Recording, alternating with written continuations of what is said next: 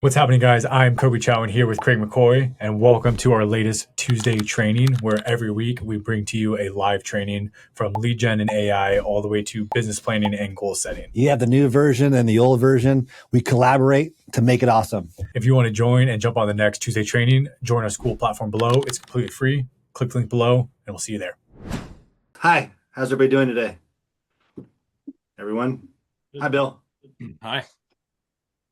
All right. I mean, we can jump right in with Bill and Tim if they are so inclined. No, I'm not very inclined, but I will anyways. If that makes you feel any better.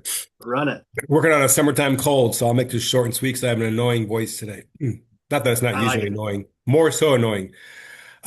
Speaking of annoying, mortgage market's getting beat on the chin this last week in a big way. We've had just volatility since last Thursday, where normally you kind of float and hopefully you can like make up some gains, but we've gotten lock alerts pretty much every day throughout the day since last Thursday. In fact, we got one this morning at 8:30 a.m. I'm at the gym. We already got a lock alert just because of where the bond market's going. Prior to this, I think I mentioned the bond market was being pretty resilient and not really going up very much as far as yields, which kind of pushed mortgage rates. But just kind of due to everything going on and the length of time and what the bond market's seeing in the future, it's really just kind of throwing the towel in for the short term. And we're at yields that high since about a year and a half ago. So where rates are right now, compared to where they were before, is conventional loan, low points is about 6 3/4. Paying about a point, it's about 6 3/8. And then on the government side, a no point loan is about 6.125. And then paying 1 point, we're about 5.75. So until the pressure kind of comes off with any pending attack on Iran and there's some kind of an agreement or resolution happening and oil prices are high, we're going to keep kind of being where we are right now. But hopefully that turns around at some point. We get some kind of ceasefire permanently and get back to normal activity. So right now we're not locked, we're not floating, we're locking with our clients. If we have anybody kind of getting into something on a shorter term escrow, I'm probably advising people to lock and not float unless they got a long escrow period. We can kind of wait this out. Kevin Warsh kind of gets into action on Friday, the new Fed president, and hopefully he can make a difference and calm the markets. We'll see. But we're here to help. And any questions on anything or any tough listings you got, let us know, and we're here to help you. Anybody have any questions for the mortgage crew? Yeah, Sweet. I'll just add on to it. I mean, if if these rates keep up in this range, it's going to be, your buyers are going to notice, and it's going to be a little bit tougher. So, I would just hammer on the points. We do have a lot of great programs. We have our bundle and save, which is going to save them 3/4 of a point on the loan, so that can reduce their rate by as much as 1/4%. The if you have listings that aren't moving, or if your buyers are looking at a place that's been sitting on the market for a while, talk about the 2-1 buy down program that we discussed last week. That's really going to help people ease their way in the door, get into a home without as crazy of a payment.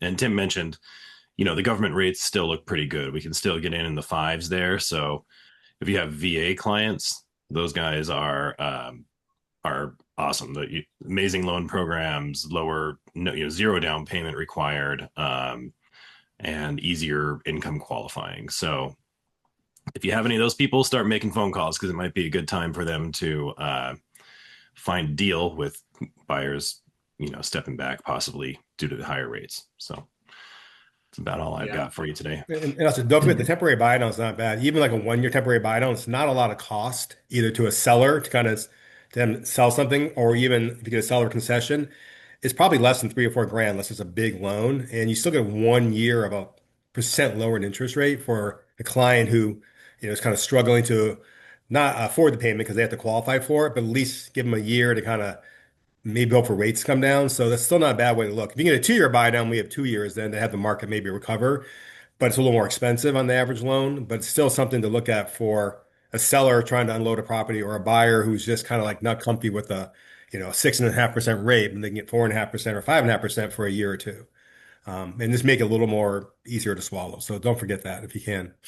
Yeah. One other thing to note too is, in this environment, I mean, we are locking immediately with new buyers, but if the rates improve throughout the escrow process, we can always, we are brokers rather than direct lenders. So once we lock the loan, if the rates do come down, we can always move the loan to a different lender and relock somewhere else. It, takes an extra couple days, but appraisals are transferable. So even if you will get the process started, get the appraisal done, get all of that going, and knock on wood, if we see some improvement, then we can always make a move and get your clients into a better rate, which is unique to a lot of lenders. So Awesome. Yes, thank you guys for that. Any questions for Bill or Tim?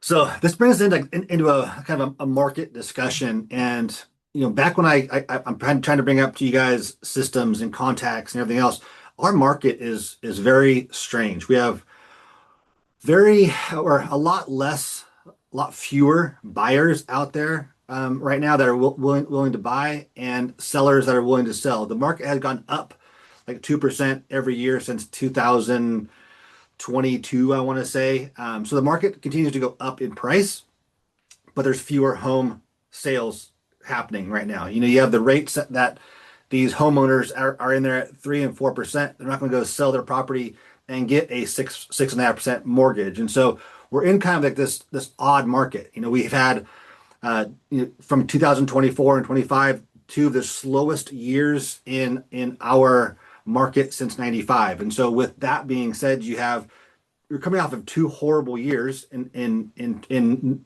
transaction volume. So take that into account. The market isn't going to come and save you guys. Like from in my experience from like 2004 to 2008 was a crazy run. The market in essence saved real estate agents. It was an easy market to be in. I can't stress enough to you guys about systems, about really taking this time to develop your skills, hone your skills as an agent, become the local professional, become the brand in your market, and really kind of hone in on your plan and your systems to implement that plan. So I'm going to tout that until the day's end. But I really want you guys to focus in on what is going to drive business over the next 3 months, 3 years. Is it going to change too much? Is tech going to evolve? Is AI going to evolve? Yes, it is. But at the end of the day, it's going to be contacts for you guys, systems for you. So be a better agent. Everyone's complaining about the market. The market's slow, without a doubt. We had a million less transactions in '05 than we did in 2023. A million, 2024 and 25 were the slowest years since 95, like I said. So just take that into account when you guys are making this plan. The market isn't coming in to save you. You guys kind of have to save yourselves. So with that being said, I am solo today, and we've been talking about AI. We've been talking about the 10 things that you guys can do to generate business. Does anybody have any kind of comments, suggestions, thoughts on this market, on how to increase your production, on anything at all around these topics? Josh Coburn here. I have something that I would be curious if anyone else has seen. Yeah, run it. So not to focus on something that's negative, but it is something that I've been dealing with over the last, I'd say, year, really not much more than a year, specifically with buyers, but also with sellers around conversations about AI and the effects of, the state of a house and negotiations. Craig and I are having a not McCoy, my partner Craig Chamberlain. We're having an escrow dropout. We rarely have an escrow dropout representing a seller. The buyer became super, very, very aggressive and litigious in this escrow for a number of reasons. But the reasons were not really the biggest reasons. They latched on to certain things and then wrote these long emails, demanded that their agent send them to us. I called out that it was AI very early on. And the buyer's agent, who is a very well-producing agent, like very successful with Compass, doing more than Craig and I alone. So she's very, very good. She said she's had 3 buyer representations fall out in the last month, and she doesn't know why. She thought it was her fault. She thinks, "Oh, am I attracting this?" She talks to her coach, and then this is about the third conversation with an agent that I've had about this, that we're seeing this trend. But she said that Compass is saying that 20% last year of their buyer representation escrows were falling out. It just skyrocketed to 35%. Over a third of their buyer representation escrows are falling out of escrow. And they're just starting to look at it. And it's almost always negotiations about mold, asbestos, and permitting. And the only thing I could that makes sense to me is that is a very strong hook for AI to negotiate on. I'm not saying that's something you should point your buyers to, but it's over the last 10 years, we've seen, and Craig, I'd love your opinion on this too. Over the last 10 years, we've seen, sellers don't have to do anything, listed as is. They have all the leverage in the situation. Back in the 90s, when I wasn't selling real estate, and the 80s, it used to be always, hey, everything, yeah, let's pull permits. We'll get permits. Everything's permitted. In the 2000s, for the most part, or mid 2010s, no one really cared. And now it's coming back around, and AI is really an agent for this. So I'm curious, Craig, your experience with that. I think it means we have to be very aware, and we have to use the tools for what they are and set expectations properly with our sellers and with our buyers. So this one, I mean, they got litigious fast, and I could just tell it wasn't this person being litigious. It was them with the audacity, I'll say, amplification of either chat or perplexity or Claude behind them. It was it's really sad to see it all fall apart, because they also would get emotional about how they wanted this house so much. It's like, yeah, not really. But yeah, I'm curious. So first of all, be careful when you guys are using the term mold with any transaction. Be careful when you're using any kind of Google search, Claude AI search, because it's going to, it may lead you guys astray or bring things up that aren't an issue.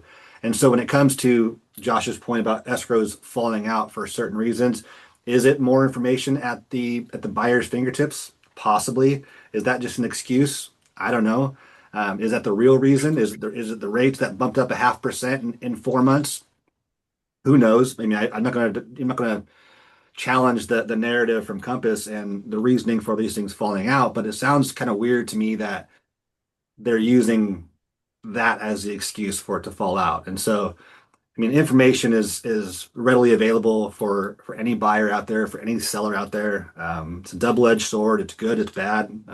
It is what it is, and that's why you guys, as the agent, as the professional, need to have more information than, I shouldn't say than AI, but understand where the buyer is getting their information, be able to either diffuse the situation, bring it back around to the real reasons behind their concerns. Sometimes their concerns aren't really concerns; they're made up based off of some search they have.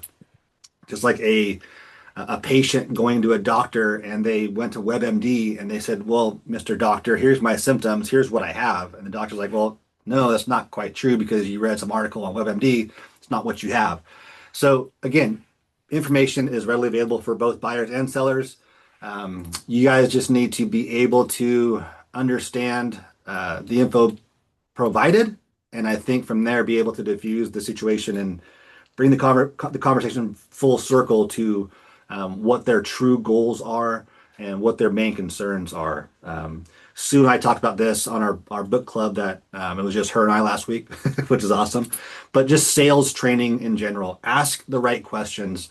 Understand the emotions behind the question. Where is that buyer going with their complaints, their concerns? Ask more questions. Get to the bottom of things. And so, Josh, to answer your question fully, I don't really have an answer for it. But the bottom line is we as the professionals need to be ready for these conversations, need to be ready with some ammunition. What's that? No. Anyways, so yeah, ultimately it's going to fall back on us to just be the professional in this scenario, and so understand more about what the true complaints are, true questions are. Does that make sense to you guys? Does that anybody have anything to add to that? No? I'll I add can. in. I would. Yeah, jump in. Go ahead, John. No, well, you go. Actually, I'll go really quick. In short, I have experience with mold coming up, and in this one, it was a concern about mold actually, and it All amplified. right, hold on. Time out. Time out. Because when you guys are hearing this term mold, it's you guys aren't biologists. So unless you guys have had it tested, it's not mold, right? Whether you think it's mold or whether you don't So even that's use that term. It's discoloration, it's moisture, it's something other than the term mold. So so this one want to throw that out there. there actually was never a chance for mold to happen. It was actually a toilet leak. So it actually was a wax ring. And this buyer tried to command the conversation around mold and remediation. I mean, that is the crux of this issue. So Yeah. I continued to bring it down. Even the sellers, I mean, the sellers got scared to the point where they're thinking they need to make an insurance claim. It was this one got a little sticky and concerning. But that's exactly what Craig and I did. We stood strong, told them, "Hey, this is your house still, right? This from the seller side, obviously. This is your house. If you guys feel comfortable that we can pay a maintenance tech to do this, and this, this is not a mold test. This is not it's not a mold certified company, but we do not see mold. We don't see any reason for you to be concerned, but it's your choice." And they made their choice. So we pushed back on this, but and it still is just a bummer, but it was amplified. It kind of gets scary, especially if someone is willing to just levy the litigious nature that AI can also be used for. It's like, man, these people are completely unreasonable. It's scary how it affects their psyche. Anyways, go on. Someone was you were just speaking. Go ahead, Sue. Sue. Sue, you're on mute if you're trying to talk. No? Did she leave?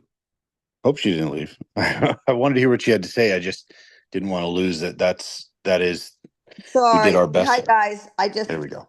Hi, Sue. I'm on my phone, and sometimes the fingers work, and sometimes they don't. Couple things I couldn't agree more with Craig. I don't ever use the M word. Ever use the N word. Never used in my real estate career. If I had a buyer that was doing what they were doing, I'd be like, see ya, adios. I wouldn't even deal with them for the rest of the transaction. I would look at my seller and I would say, this is not who you want to be your buyer. They are going to be a pain in the tukish the entire time. This will not be good.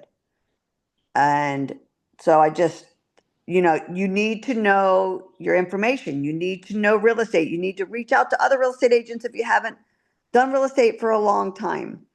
I often, and I should knock on wood right now, I often find that buyers will pull out due to media frenzy, what's happening in the news. Those are things we can't control really, unless people don't have their TVs and their radios on.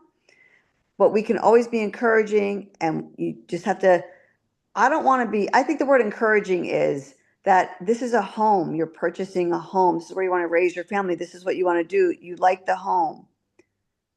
Markets come up, markets go down. And I just think that we need to be the face of positivity, the face of reinforcement. And if you have experience, you can say, I bought my first home XXX, and, I'm really grateful I did. I wish I would have bought a couple. But I also feel when I tell my clients, please go see a home 3 times, morning, noon, and night.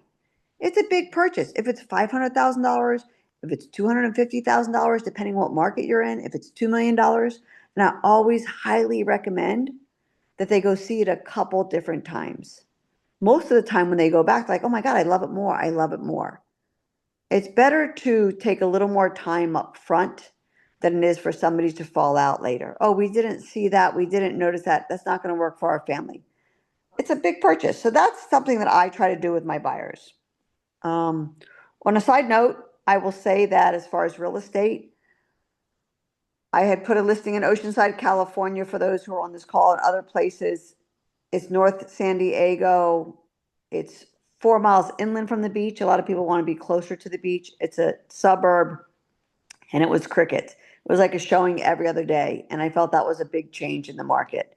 And then I went and I set statistics to my clients saying average market time is 38 days. So I even told myself, take a breath, because if you've been in the business for a little while, you're like, oh yeah, it goes really fast. And things have changed. So I just said, take a breath. And then we did get an offer and it was right at list price. And then I had a possible another offer that never came through. And I want to tell you about that two situations.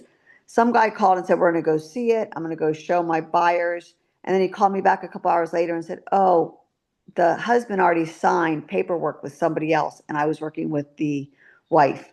And it really reminded me about communication. And that happened to me early in my career. The wife had said, we're going to list with you. And I didn't go to their house that evening and sit down with both of them. And before I knew it, the husband the next day had listed with somebody else. That was my bad, and I never let it happen again. And this reminded me, it was a Zillow lead. And if you guys don't know about Zillow leads, I think that they take 30 or 40% of your commission.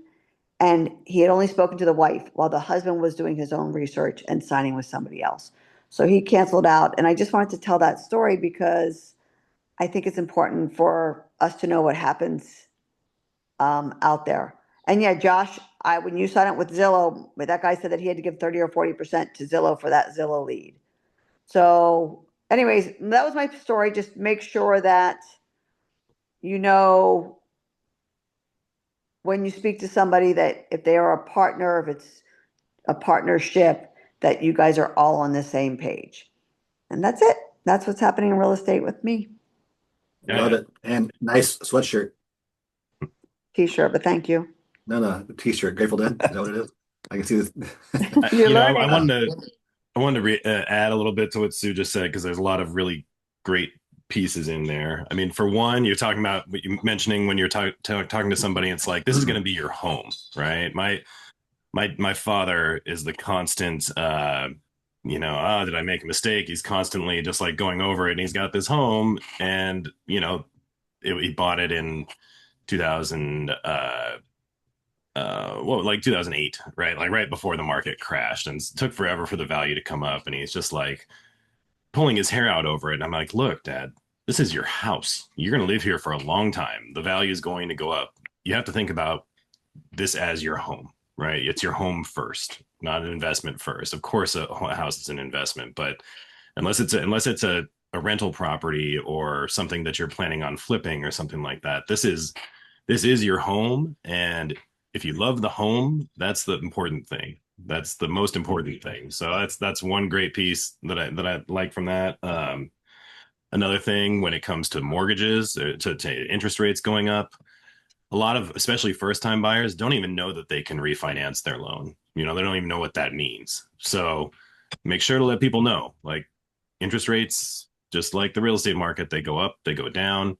More so, a lot more up and down than you get with home value. So let them know, like, hey, this is the highest you're ever going to pay for this house. This is the most. Like, you will almost certainly be able to lower your housing payment within a few years. And then the third thing about talking to all parties, that's like it just brought me back to my early sales training, and we would run into this all the time during the refinance boom in the early 2000s. You talk to one person, they're like, yeah, let's do it. But you don't speak with the wife or you don't speak with the husband. And then it comes back around and it all falls apart. So, you definitely want to make sure you have everybody on board and wrapping them all up in your web. So really great points, Sue. Thank you. Really great point, Sue. All right. So to piggyback off something she said too. So the reason why we have these meetings every week is for these types of conversations. And so if somebody is facing a challenge or has a question or a scenario that they want advice on, it's hard to do this in a computer world setting. And, I know we don't have an office with, there's 20 people on this call that we can all kind of bounce ideas off of. In our office here in Cane Lake, we have Dave and Kyle and Kim, and we're different scenarios. We can bounce it off each other and kind of pick each other's brain. Use this time for that. I know it's hard because we're not face to face, but I want to reiterate that we are here as a resource for you guys. I'm trying to make this community, um, you know, I don't know, a face-to-face feel without being face-to-face. And so again, I want you guys to have some involvement in these meetings. If you guys do have questions or concerns or ideas, bring them forward. I know we're talking about having in-person meetings here and there, different meetups in different locations. But again, I'm trying to figure out a way to get everybody involved, more involved, so this community stays tight, right? So hopefully that you guys can feel that. And if you guys do have questions, you can feel free to ask them here. Last week, in our Thursday book club, we know we're doing these book clubs, doing the different things to help get you guys more involved. Sue and I talked about different books to put out, and I don't want to throw out book ideas that I like because that's kind of defeating, right? So if you guys have other books that you guys want to read, Sue mentioned putting out a survey, but on this call there's 20 people. I mean, if you guys want to put in the chat some different ideas on different books, let me know. But again, it's just for me trying to get you guys more involved, trying to get us together as a tighter unit, build this community, this link community, be able to reach out to each other, different areas, different ideas, different thoughts, and all that. So again, get involved. I want you guys to be involved as much as possible. On that, anything else that you guys have or have questions about? I'll make a quick comment about the mold thing. Yeah. In Florida, we deal with mold left and right because we have ACs leaking and people leave 6 months out of the year and, stuff happens. I had a whole house flood and 1 foot wave of water under a house when I walked into a showing once.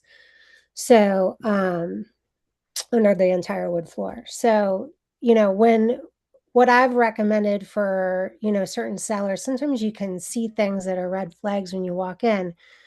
There's inspection companies that will give sellers a discount here. I don't know about out there in California, but if you can get an inspection done with your seller, that way there's no surprises when they walk through and you can literally just hand it to them. That, kind of gives you an edge over other houses because I did lose a deal and I found out the buyer had like 3 offers out there on different homes. So it's a buyer's market and you have to try and get an edge over the competition. So I think, maybe having an inspection done on a home that, is even questionable on something, have that seller do an inspection. 100%. I'm gonna just jump in real quick. That is what I've started recommending to every seller of ours. Every time I've had a pre-sale inspection on a listing, every single time, the first buyer the seller wants to enter escrow with they're relieved, their attitude is different through the situation. It's just there's something about it where their fears that they have of what's going to be discovered are just quelled from the beginning. I also second that, and I have started recommending it to every single seller of mine. Absolutely. Pre-sale inspections do a lot. This goes to that build the team around you. So if you guys do use the home inspector for your buy side, talk to him about doing the sell side and just having that readily available, having that as a disclosure. Get your termite inspection done prior to going to market or during the listing period, so you guys know what termite's going to say, what the report's going to say. Again, build your team with your mortgage, with your escrow, link mortgage, linked escrow. Use your team around you. You're going to be able to get deals, work deals, if you're using the same people over and over again. Title, all those people around you and your team. So yeah, definitely do that.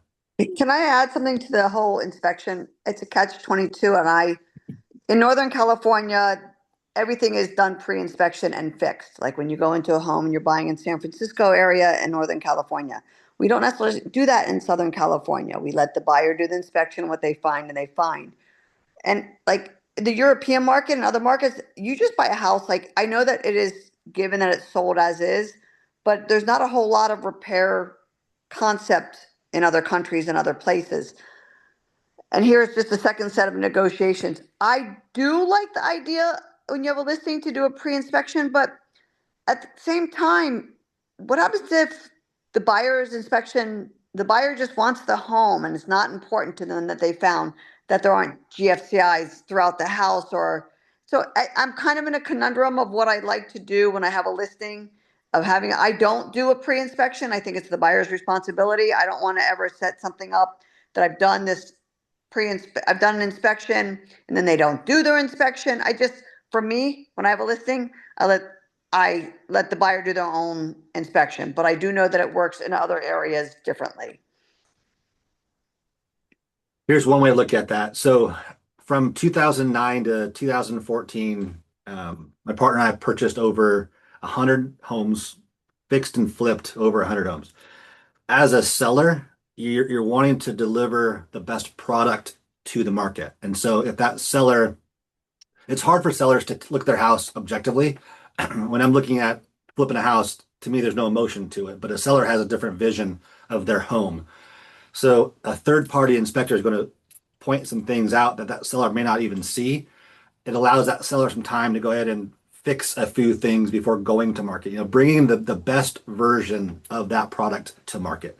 It would be the way I see it. And so if you do have termite, most every deal out there is going to ask for a termite inspection, if not termite inspection and section 1 clearance. You may as well get ahead of that. If you do have things that the seller can get ahead of before the buyer's inspections, it'll just make that product that much better. It'll eliminate that second round of negotiations.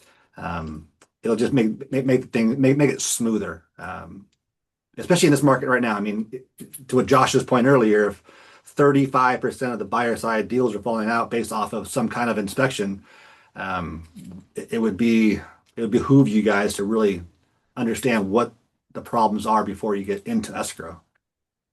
So, two schools of thought, but do what you guys want to do.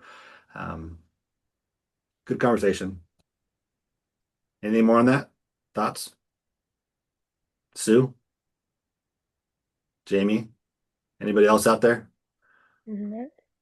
Everyone's computer's off right now. Who's on there? Dana? Come on, Dana. You have something on there. You're just sitting there all quiet. I do have a question. So do you represent any owners who are leasing their properties right now? Because I'm wondering on that too, if in that situation, if they ever do any inspections prior to leasing, if they're going to hold off on selling or if they just generally go through you on leasing.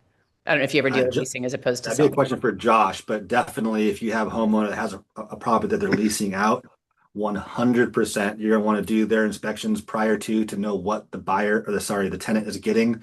You're going to have your move in, move out inspections. But tenants, speaking about being litigious, tenants are brutal in this market, and the California law favors the tenant.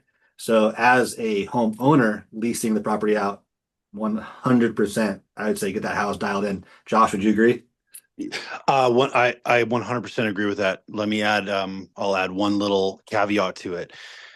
I've probably about a third of my homes the homes that we sell at some point were investment properties, inherited and rented or bought for renting, short-term rentals, extended stay or long-term. Anytime it was a rental, I highly recommend it. And I use that literally that verbiage. Hey, I highly recommend. When was the last time you guys lived in the house? Right? Usually it's years. Sometimes it's 20 or 30 years. So I immediately I'm incepting, right? Putting a little seed in their brain that, oh gosh, we really don't know the state of everything. Like we don't have the confidence in everything. And then I say, okay, I would highly recommend that we get a pre-sale inspection. So I have pushed it very strongly, not saying it's a requirement. I never say it's a requirement, of course. Highly recommend a pre-sale inspection. So we know exactly what's going on before a buyer's inspector looks at it. So if it's a rental, yes, I don't ever get pre-sale inspections from an inspector. My director of management does our inspections, and it's not like, he's looking at all fixtures, he's looking at everything. Usually it's visual, right? Yes, he runs water, he tests water. But that's all part of our management. That's different.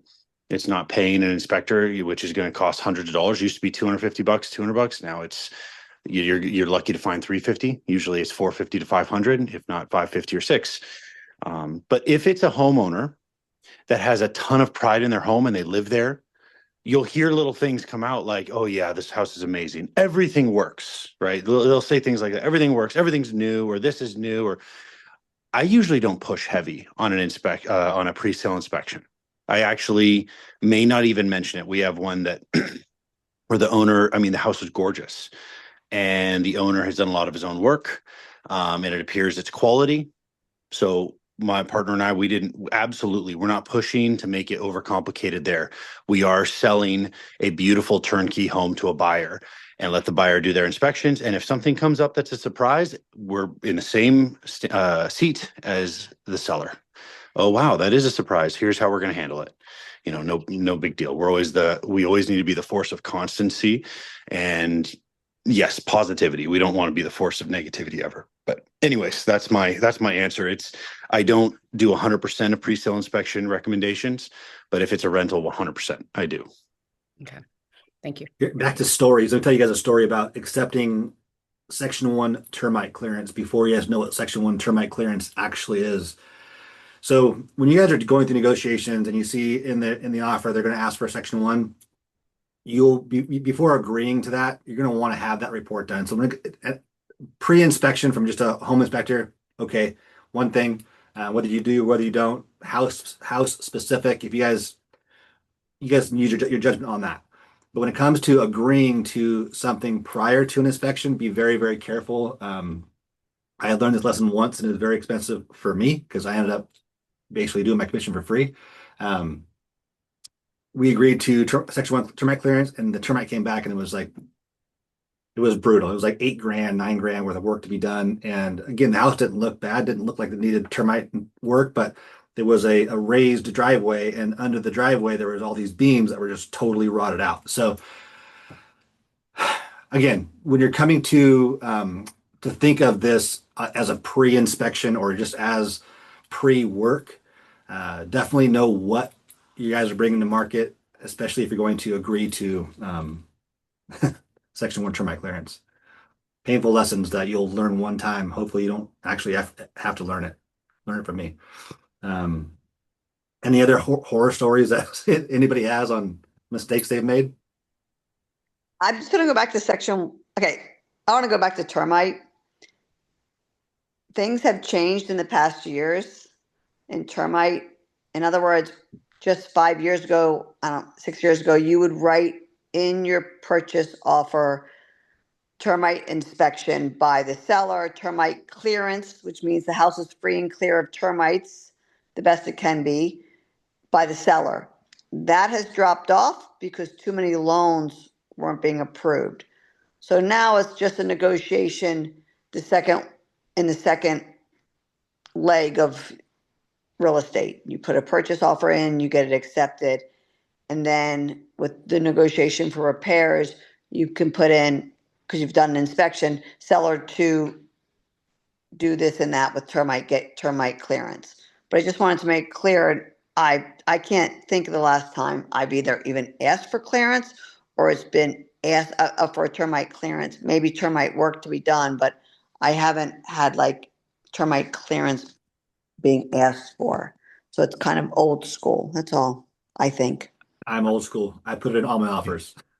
Yeah, on the loan side, the only type of loan that's going to give us a hard time about termites, unless the appraiser mentions something about it, is a VA loan. They always want to see a termite report with any of the kind of primary issues completed. But otherwise, it's not a big issue for us. Very cool. Okay.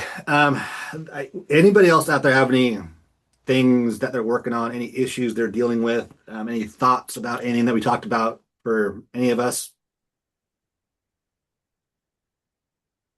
No. Any thoughts on books? Put them in the chat.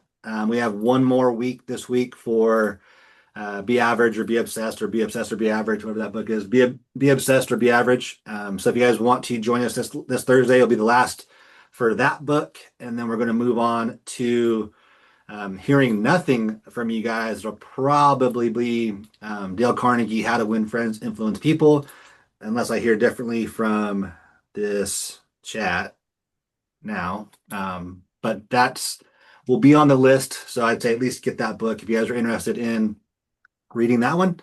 I'm going to give another plug for Craig and this link group. I've been in real estate for 25 years. I've had 2 or 3 different brokerages. Nobody has ever done this.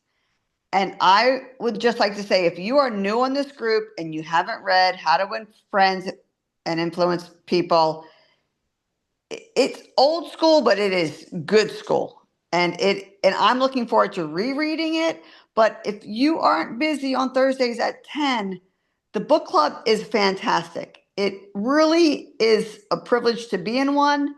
And if you're not a reader, you just get Audible and you listen to it. You listen to it, you take the dog for a walk, or you drive in the car, or you're going to open houses.